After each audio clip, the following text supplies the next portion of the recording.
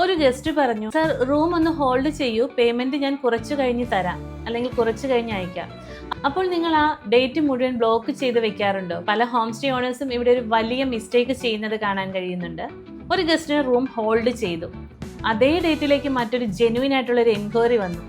നിങ്ങൾ അവരോട് പറഞ്ഞു, റൂം ഓൾറെഡി ബ്ലോക്ക്ഡ് ആണല്ലോ.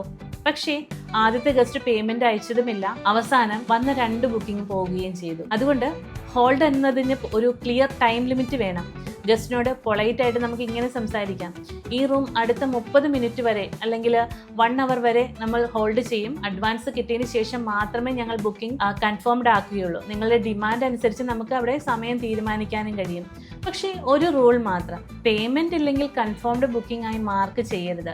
റൂം ഹോൾഡ് ചെയ്യുന്നത് കസ്റ്റമർ സർവീസ് ആണ്, പക്ഷേ അൺലിമിറ്റഡ് ഹോൾഡ് നിങ്ങൾ ചെയ്യുന്നത് നിങ്ങളുടെ ഇൻവെന്ററി ബ്ലോക്ക് ചെയ്യുന്നതാണ്. ക്ലിയർ ഹോൾഡ് പോളിസി ഉണ്ടെങ്കിൽ ഗസ്റ്റിനും ക്ലാരിറ്റി കിട്ടും, ഓണറിനും ബുക്കിംഗ് നഷ്ടപ്പെടുകയുമില്ല. നിങ്ങൾ റൂം ഹോൾഡ് ചെയ്യുന്നത് എത്ര സമയത്തേക്കാണ് എന്ന് താഴെ ഒന്ന് കമന്റ് ചെയ്യൂ.